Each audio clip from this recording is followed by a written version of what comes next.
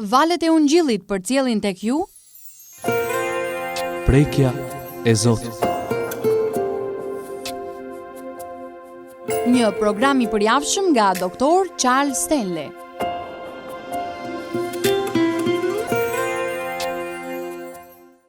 Ju mund të shikoni një furtunë sa të doni dhe të flisni me të, por nuk mund të ndaloni dot me fuqinë tuaj.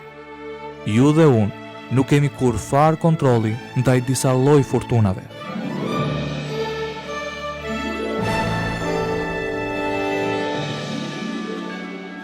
Miq të dashur, përshëndetje dhe mirë se vini në programin Prekja e Zotit, një mësim nga Dr. Charles Stanley.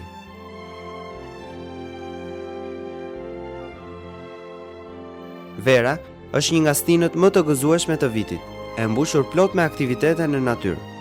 Por nganjëherë, pa pritur e pa kujtuar, fillon një shi i rrëmbyeshëm që na i prish të gjitha planet. Kur vështirësitë bien mbi ne, kur vijnë furtunat e rrezikshme, planet tona të përgatitura me shumë kujdes që orientohen sa hap e mbyll syt. Por këto shira vuajtjesh mund të sjellin një pastrim të brendshëm, që freskon besimin ton dhe gjallëron jetën ton me Perëndin. Qëndro me ne dhe gjej arsye të inkurajohesh, duke ditur se Perëndia është në kontroll kur mbrin furtunat. Ju urojmë të gjithëve dëgjim të këndshëm të programit ton.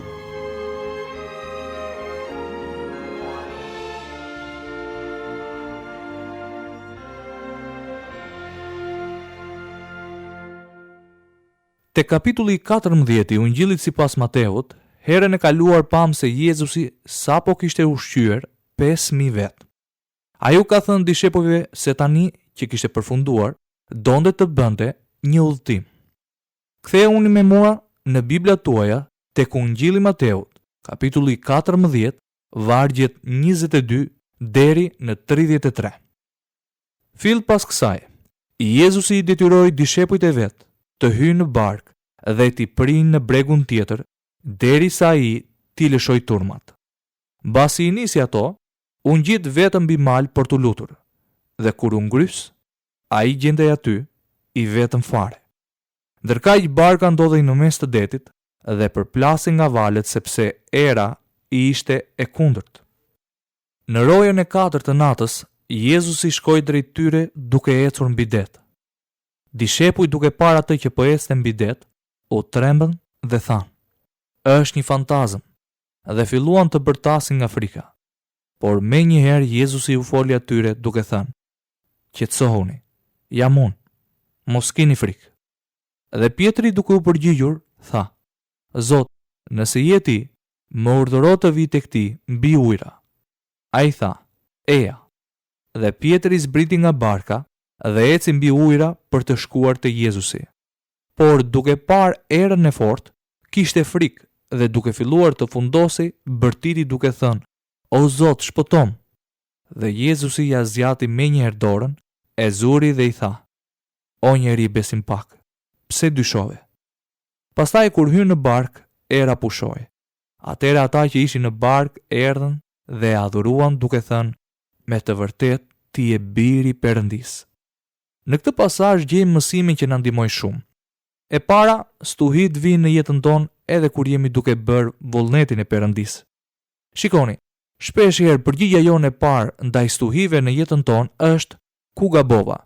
Ndoshta nuk jam bindur Perëndisë, ndoshta jam jashtë vullnetit të Perëndisë. Jo. Stuhit mund të vijnë në jetën tonë edhe kur ne jemi pikërisht në qendër të dëshirës së Perëndisë. Tani mendoni, ndonjëherë nuk ka të bëjë me korrigjimin, por më tepër me përsosjen tonë.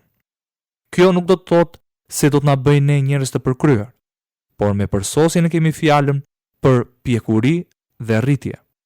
Pikërisht ky ishte qëllimi i tij kryesor për këtë stuhi të veçantë në jetën e dishepujve.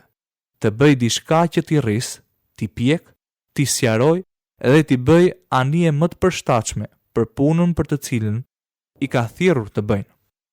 Përveç kësaj, Jezusi e dinte se ata do të përballeshin me stuhi në jetën e tyre gjatë pjesës tjetër të jetës së tyre dhe të shërbesës së tyre. Kështu ai po i pajiste dhe po u mësonte se si të përgjigjeshin në mes të këtyre stuhive. Kështu çfarë do lloj gjëje që ju po kaloni sot, dhe unë nuk e di se çfarë është, por ka gjë e di, se është për korrigjimin apo për qëllimin e përsosjes në jetën tuaj diçka që Perëndia e sheh dhe që ai do që t'ju rris, t'ju pjek dhe pajis për të qenë të fortë një anije e rëndësishme për Zotin Jezus Krisht. Gjëja e dytë që dua të vini rreth këtu dhe që është interesante shpeshherë është në mes të stuhive. Ne harrojmë ato përvoja të mëdha shpirtërore që kemi pasur në të kaluarën. Harrojmë ato përvoja në të cilat Krishti ka qenë kaq i domethënës në jetën tonë. Pikërisht këtu në kapitullin e 14 të Mateut, Bibla thotë se dishepujt pan Jezusin të merrte 5 pjesë të thjeshta buke dhe 2 peshq. Dhe ndërsa filloi të lutej dhe të thyente bukën, ushqeu 5.000 burra plus gra dhe fëmijë. Dishepujt ishin dëshmitar të rilindjes, një shërimi minjëhershëm. 2 burra të verbër u shëruan dhe pastaj Jezusi, duke ushqyer 5.000 burra plus gra dhe fëmijë me 5 feta bukë dhe 2 peshq. Këto mrekulli ishin të mjaftueshme për të mbetur tek ta për gjithë jetën. Por nuk zgjati, sepse po të shihni Biblën në një pasazh tjetër në librin e Ungjillit të Markut, që përballet me të njëjtën gjë, thotë tek Ungjilli i Markut, kapitulli 6, vargu 52, sepse nuk e kishin kuptuar ndodhinë e bukëve, sepse zemra e tyre ishte ngurtësuar. Zemra e tyre ishte ngurtësuar, në të vërtetë do të thotë se ata ishin bërë të pandjeshëm. Ta në të vërtetë nuk e kapën dot se çfarë po ndodhte. Gjendem në mes të furtunës, jam i ngujuar, i rrahur, i thyer dhe kam nevojë të kujtohem të sjell në mendje atë që ka bërë Perëndia në të shkuarën. Kam nevojë t'i them Zotit, faleminderit për besnikërinë tënde në të shkuarën. Ti o Zot, nuk ndryshon kurrë. Situatat mund të ndryshojnë, por ti mbetesh i njëjti. Por nëse i kthehemi historisë son, do të shohim se dishepujt harruan shumë shpejt. Gjëja e tretë që dua të shënoni në këtë pasazh është thjesht kjo që ai e di fare mirë kur ju dhe unë përballemi me stuhi. Tani mendo rreth kësaj. Dishepujt e Jezusit ishin në një anije në detin e Galiles rreth 21 km, 13 milje i gjatë dhe rreth 12 km, 97.5 milje i gjerë në mes të natës, të friksuar për vdekje nga që anija po mbytej. Asgjë që po bënin nuk dukej të jepte ndonjë zgjidhje. Ndoshta ishin të shqetësuar se ku ishte Jezusi. Më lejoni t'ju pyes. A keni menduar ndonjëherë se ku ishte ai? Do të them, kur vërtet nxihet dhe bëhet aq shumë errësirë saqë askush tjetër nuk duket t'ju kuptoj, kur jeni i dërmuar dhe lotët ju rrjedhin pa pushim. A keni menduar ku është Zoti vallë? Sa herë vallë të gjithë ne jemi munduar nga pyetja ku je Zot? Ai është pikërisht atje ku ka qenë gjithmonë. Ai e di saktësisht se çfarë po ndodh. Dhe gjitha që duhet të kujtoj është se ai e di mirë se ku jam unë. Ai e njeh fortunën time sepse ka gjithçka nën kontroll. Jezusi e di kur lëndohemi edhe kur askush tjetër nuk e di. Ai e di kur jemi të friksuar, madje edhe atëherë kur ne mundohemi të mos ia themi njeriu. Ai e di kur ndihemi të vetmuar edhe të braktisur. E di kur nuk dim nga t'ja mbajmë. Ai di edhe gjërat më të thjeshta me të cilat përballemi. Por ka diçka tjetër që unë dua ta shënoni këtu, sepse Shkrimi thotë që ai jo vetëm që e di që po përballemi me një stuhi, por edhe është gati të vijë dhe t'ju ndihmojë. Ai vjen të takohet me ne në çdo stuhi. Sipas pikpamjes time, ai nuk vjen gjithnjë kur e pres. Ose ai nuk vjen gjithnjë kur unë mendoj se kam nevojë për të. Jezusi mund të ketë parë nga jashtë. Ndoshta mund të ketë thënë, era po shtohet, më mirë ta ndal. Por ja që ai nuk vepron në këtë mënyrë. Jo vetëm që e lë furtunën të bëhet e plot, e fortë, e dhunshme, shkatruese dhe kërcënuese, por e lë që ta rrethojë anijen derisa të shkatërrohet. Jezusi nuk erdhi më njëherë. Ai priti derisa ata u bën krejtësisht të pashpresë dhe të tmerruar para se të vendoste të vinte në skenë. Pse mendoni që priti kaq gjatë? Sepse ai është gjithnjë duke na mësuar diçka. Kur bëhemi më të fortë? Kur bëhemi më të vlefshëm për Perëndin? Kur arrim fundin? Kur ndodheni në një situatë të pashpresë, ne arrim të dorëzohemi përpara Perëndisë. Gjëja e dytë që dua të vini re është që ai nuk vjen gjithmonë në mënyrën që e presim ne. Shikoni, na pëlqen ta pranojmë apo jo, ne do të kemi disa ide fikse për mënyrat se si punon Perëndia. Dhe kur ajo nuk përputhet me atë që kemi menduar, themi, Perëndi, ku je? Por ai është pikërisht aty gjatë gjithë kohës, duke punuar, dhe zgjidhja është pikërisht para syve tanë. Vetëm ne nuk e shohim. Jezusi shkoi tek dishepujt në mes të stuhisë në të njëjtën mënyrë që vjen në jetën tuaj dhe timen, që është një fjalë që të jep zemër. Ai thot tek Ungjilli Mateut kapitulli 14, vargu 27. Qetësoni, jam unë, mos keni frikë. E dini ka diçka të ëmbël, të dashur, të ngrohtë dhe të kujdesshme tek Jezusi. Nëse mendoni rreth jetës së Krishtit, do të shihni se sa i kujdesshëm, miqësor, i këndshëm, i dashur, i ëmbël dhe i ngrohtë është ai. Ai i përqafoi fëmijët në kraharorin e tij. Ai do të thoshte fjalë shumë të ashpra disa njerëzve, nëse do ta meritonin. Ai është i drejtë, por në përgjithësi, Jezusi ishte shumë i ngrohtë, i dashur dhe zemërmirë. Ai u tha dishepujve, mos keni frikë, jam unë. Ndërsa shoh pas, kur kam ecur përmes stuhive në jetën time dhe kujtoj, Perëndi, çfarë bëre ti kur ishe në mes të stuhisë? Dhe kam zbuluar se këto dy gjëra ishin gjithmonë të vërteta. Numër 1. Gjithmonë kishte fjalë inkurajuese. Kam kthyer kokën pas dhe kam parë disa pasazhe të shkrimeve që ai më ka dhënë për të inkurajuar zemrën time. Por gjëja e dytë është që bashkë me atë fjalë që të jep zemër, Zoti të urdhëron të bësh diçka. Shikoni, Zoti ka një qëllim në çdo stuhi. Ai më lejon ta kapërcej dhe pastaj më tregon rrugën ku të eci. Ai nuk thot thjesht bëj çfarë të duash, bëj sipas mendjes edhe një bëj sipas mendjes tënde. Jo. Ai gjithmonë na jep udhëzime. Ja çfarë duhet që të bëni. Kjo është më e mira. Dhe ai na e bën të qartë atë që ne duhet të bëjmë. Nëse dua të ndërpres stuhin dhe të qetësoj dallkët, duhet të bëj atë që do Perëndia. Unë duhet t'i them atij me dëshirë, Zot, çfarë do që të jetë, përgjigjja ime është po. Unë do ta bëj atë që ti më ke thënë. Është shumë e lehtë për ne të mendojmë ne jemi të devotshëm. Problemi më i madh me besimin tonë është mungesa e përkushtimit. Nëse besoj vërtet tek ai, do të eci përmbi ujë nëse ai thot ec. Nëse nuk i besoj atij, çfarë do që ai të thot, nuk do ta bëj. Siç e shihni, nëse i besoj vërtet atij, do të bëj atë që më thot. Ndryshe, ajo që bëj është thjesht të vi këtu dhe arsyetoj një çështje që është vërtet frymëzuese për mua, pa ju bindur Zotit. Miqtë e mi, duhet ju them se Perëndia nuk i bën përshtypje arsyetimi im. Atij nuk i bëjmë përshtypje justifikimet dhe arsyetimet e mia. Ndonjëherë ne i zgjasim stuhit tona sepse nuk bëjmë atë që na thot ai.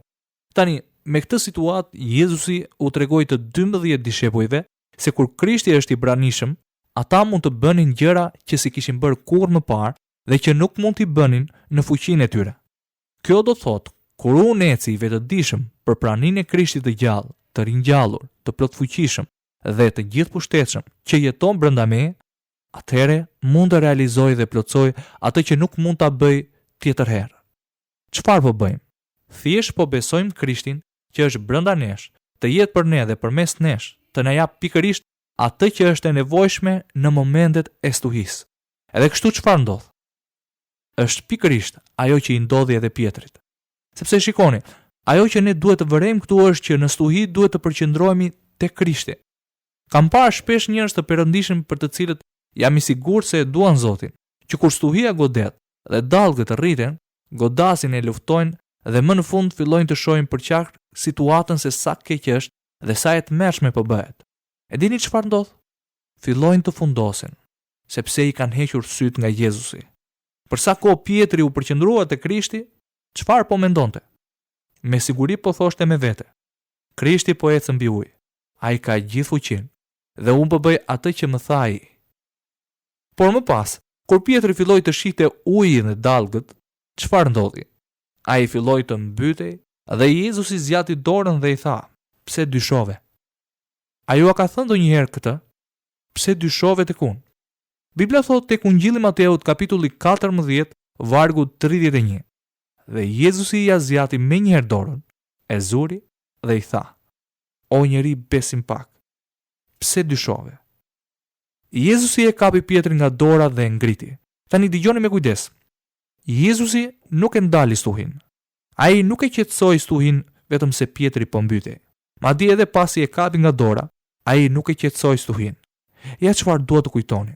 Kur ju dhe unë kalojmë përmes stuhive dhe Zoti Jezus Krisht vjen tek ne në atë moment të çmuar, qoftë në lutje apo në çfarëdo lloj gjëje që po ndodh, ai mund të mos e qetësojë stuhin. Por ja se çfarë do të bëjë ai. Ai do t'ju marrë nga dora dhe do t'ju shoqërojë gjatë gjithë rrugës deri tek anija. Ai do t'ju përcjell përmes saj. Dhe është interesante që stuhia nuk u ndal derisa ata ishin në anije. Ai nuk e qetësoi stuhin pikërisht sepse ai është me ne. Jezusi po i jep të dishepujve disa mësime me vlerë dhe një nga këto ishte ky. Në mes të stuhisë, dorë për dorë me Jezusin, ju mund të bëni të pamundurën. Madje edhe kur mendojmë se po mbytemi dhe gjithçka ka marrë fund, mjafton të kujtojmë momentin e shpëtimit ton, kur ai na mori në përqafimin e tij të përjetshëm, që gjithë stuhia të largohet. Ai mund t'ju lërë të shqetësoheni në stuhi, por në fund do t'ju shpëtojë sepse ai është një Krisht i dashur. Ka shumë gjëra që mund të themi rreth këtij pasazhi sepse është një nga ato momente të bukura në të cilat Jezusi tregon dashurinë e tij. Një gjë e fundit që dua të vëreni këtu është: në stuhitë e jetës, ne zbulojmë të vërtetat tona më të çmuara. E dini çfarë kam menduar, sepse dua që jeta të jetë paqësore, e gëzueshme dhe e lumtur, dhe çdo gjë të shkojë sipas dëshirës time. Por e dini çfarë kam zbuluar? Kam zbuluar se nuk mësoj shumë për Perëndin kur çdo gjë shkon sipas mënyrës sime. Nuk mësoj asgjë. Tani unë e di që Perëndia është i dashur, Ati i mrekullueshëm dhe e falenderoj për hirin e tij, mirësinë dhe dashurinë çdo ditë. Jam mirënjohës Zotit. Ne duhet ta falenderojmë atë çdo mëngjes, ta falenderojmë çdo mbrëmje për atë që ka bërë. Ju dhe unë nuk mësojmë shumë kur gjërat shkojnë ashtu siç duam ne. Kur mësojmë shumë? Kur jemi në mes të stuhisë. Dhe a nuk është interesante momenti kur Jezusi dhe Pietri u kthyen në anije? Bibla thotë tek Ungjilli Mateut, kapitulli 14, vargjet 32 deri në 33. Pastaj kur hyn në bark, era pushoi. Atëherë ata që ishin në bark erdhën dhe adhuruan duke thënë: me të vërtetë ti je biri i Perëndisë. Jam i sigurt se ata mund të kenë rënë në gjunjë dhe adhuruan atë. Më pas në kapitullin e 8 tek Ungjilli Mateut, ata ndodhen në det dhe Jezusi është brenda bashkë me ta. Ungjilli Mateut, kapitulli 8, vargjet 23 deri në 27. Dhe mbasi ai hipi në bark, dishepujt e tij e ndiqnin. Dhe ja që u ngrit në det një stuhi aq e madhe, sa valët po e mbulonin barkën. Por ai flinte. Dhe dishepujt e tij ju afruan dhe e zgjuan duke i thënë: "O Zot, na shpëto, ne po mbarojmë." Por ai u tha atyre: "Pse keni frikë, o njerëz besim pak?" Dhe pasi u ngrit, qortoi erërat dhe detin dhe u bë bunacë e madhe. Atëherë njerëzit u mrekulluan dhe thoshtin: "Kush është ky të cilit po i binden deti dhe erërat?" Kujtohuni që Jezusi shkoi të flinte në fund të anijes dhe në atë moment erdhi furtuna. Dishepujt ishin të frikësuar për vdekje dhe shkuan atje, e zgjuan dhe i thanë: "Zot, ne po mbetemi." Dhe Jezusi vetëm qortoi erërat dhe detin dhe u bë bunacë e madhe. Dhe nuk kishte më dallë apo furtunë. Në vend të tyre ishte det i qetë. A e dini se çfarë than ata? Kush është ky të cilit po i binden deti dhe erërat? Tek Ungjilli Mateut, kapitulli 14, vargu 27 lexojmë: "Me të vërtetë, ti je biri i Perëndisë." Në furtunë ata mësuan se kush është Jezusi. Mësuan se çfarë mund të bënte ai për ta. Në të njëjtën kohë mësuan se cili ishte potenciali i tyre. Jam i bindur se Pietri e ka treguar shpesh këtë ndodhi. E imagjinoj të thotë: "Më lejoni të them edhe një gjë tjetër. Një natë dishepujt dhe unë ishim në anije kur erdhi furtuna dhe ne gati po mbyteshim. Tani dëgjoni këtë. Jezusi erdhi duke ecur në ujë. Nuk isha i sigurt nëse ishte ai, kështu që thash: Jezus, nëse më thua këtë gjë, atëherë do të vi tek ti." Dhe Jezusi foli dhe më tha: "Eja." Dola nga anija. Në fakt nuk e di as vetë se çfarë po ndodhte dhe nuk ndjeva ndonjë pikë ujë të më lakte dhe fillova të ec mbi të. Ishte pabesueshme, kështu që ula kokën poshtë të shija. I largova syt nga Jezusi dhe pa pritur e pa kujtuar, e pash veten të mbytem në ujë. Por Jezusi më zgjati dorën pas një hezitim, më zuri nga dora dhe më ngriti mbi ujë. Kështu unë dhe ai, dorë për dore, u kthyem në anije dhe ai më ndihmoi të futem brenda. A mendoni se Pietri e ka harruar këtë histori? Nuk ma merr mendja. Kjo është një lloj ngjarjeje që të ndryshon jetën. A e dini se çfarë ishte duke bërë Jezusi? Ndërsa ishte me ta, ai po i përgatiste për furtunat, kur ai nuk do të ishte më me ta fizikisht, por vetëm përmes frymës së shenjtë. A e dini se çfarë ishte duke bërë ai? Ai ishte duke demonstruar fuqinë e tij të mrekullueshme në jetën e tyre, në atë shkallë që ata mund të mos e harronin dot, kështu që betimi i tyre mund të bazohej mbi eksperienca të vërteta, origjinale të paharrueshme në jetën e tyre, eksperienca që mund t'i ndajnë me njerëzit e tjerë. E di se disa për ju sot po kalojnë përmes furtunave në jetën tuaj. Dhe askush se di se çfarë po kaloni përveç jush. Por dua t'ju rikujtoj se Jezusi di gjithçka për të. Mund të jetë korrigjuese ose me qëllim që t'ju përsos. Jezusi po vjen tek ju. Ai është atje, mjafton të shihni përreth jush. Dhe ndofta mund të jeni pranë të mësuarit të së vërtetës më të rëndësishme në gjithë eksperiencën tuaj të krishterë, nëse do të dëgjoni dhe do t'i përgjigjeni në mënyrën e dur. Thjesht thuajini Zotit: Perëndi, çfarë do që të mësoj? Çfarë je duke u përpjekur të më mësosh? Disa njerëz shpenzojnë gjithë kohën e tyre duke u ankuar dhe a e dini se çfarë bëjnë? Harrojnë mësimet që do t'u mësoj Perëndia përmes furtunës. Tani dëgjoni. Mos e përbuz asnjëherë një furtunë, një situatë të vështirë në jetën tënde. Mos shko përmes vuajtjeve, vështirësive, dhimbjeve, provave dhe shqetësimeve duke fajsuar dikë, duke u ankuar, qarë, bërtitur dhe alarmuar se ku është Perëndia. Mos e humb kënaqësinë dhe bekimin e furtunës. Thjesht thuajini: Zot, çfarë do që të mësoj? Çfarë po më mëson? Në çfarë gjëje po më provon? Dhe miku im, mund t'ju garantoj se në mes të çdo furtune, Zoti do të mësoj diçka. Në mes të çdo furtune, nëse doni të mësoni, Perëndia do t'ju pasurojë në një mënyrë që nuk e keni imagjinuar kurrë. Perëndia do t'ju mësojë gjëra që kurrë nuk do të jeni në gjendje të mësoni nëse esni në rrugën tuaj. Kur vin furtunat, shiko në to një mundësi që Perëndia të korrigjojë ose përsos. Kjo është një dhuratë e vlefshme.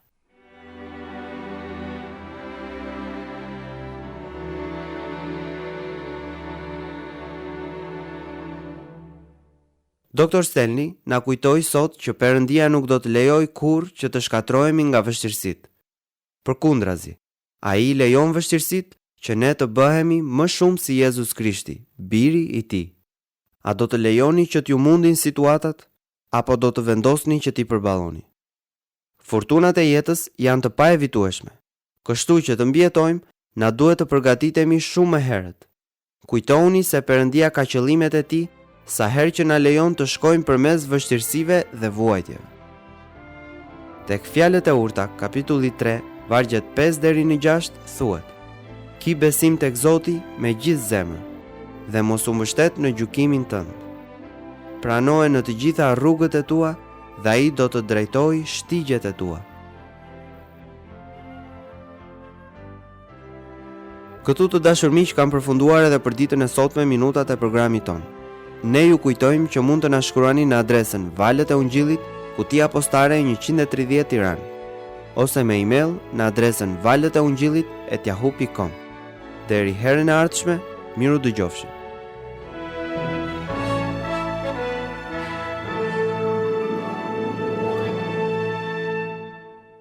Ndoqët programin Shprekja e Zotit.